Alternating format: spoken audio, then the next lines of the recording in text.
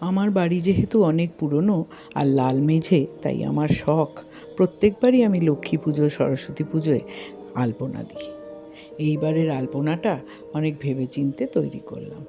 কিছু তো প্রেফারেন্স নিয়েইছি, তার সাথে নিজস্ব কিছু জিনিস লাগিয়ে আমি তৈরি করেছি। দেখুন আপনাদের কেমন লাগে এবারের আমার আলপনা দেওয়াটা। যদিও খুব কম সময়ের মধ্যে হয়েছে, ধৈর্য ধরে আরও সময় নিয়ে করলে হয়তো আরও সুন্দর হতো। যাকগে, যেরমই হয়েছে আমার খুব খারাপ লাগেনি। আপনাদের কেমন লাগেছে সেটা বলতে ভুলবেন না। আলপনা দেওয়াটা আমার কাছে বেশ রিল্যাক্সিং লাগে। ওই জন্যেই পুজোর কাজ কিন্তু এখনও আমার কিচ্ছুই শুরু হয়নি। আলপনাটা আগে ভাগে দিয়ে একটু চুপচাপ বসে নিলাম। এবার ভাবছি যে পরপর কোন কোন কাজ করব। তবে অনেকে দেখলাম এই আলপনার মধ্যে বিভিন্ন রং লাগিয়েছে।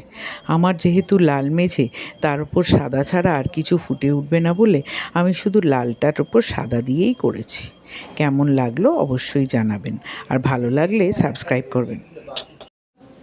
আগেকার দিনে আলপনা দিতে যেমন চালের গুঁড়ি এই ওই সেই ভিজিয়ে রেখে সারা রাত ধরে ন্যাকড়ার পুটলি বানিয়ে আলপনা দিতাম। আগেও সত্যিই আমি প্রথম দিকে ন্যাকড়া বা তুলো হাতে নিয়ে দিতাম, এতে নখের কোণগুলোও খুব কিরম খড়খড়ে হয়ে যায়।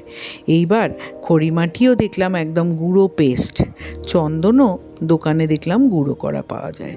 তাই খড়িমাটির গুঁড়ো এনে তক্ষুনি ইনস্ট্যান্টলি ভিজিয়ে আমি এই আলপনা দিয়েছি। তুলি দিয়ে করাতে আলপনাটা খুব সুন্দর হয়েছে। জানি না আপনাদের কেমন লেগেছে। ফাইনাল লুকটা আপনাদের একটা ছোট্ট করে দিয়ে দেব।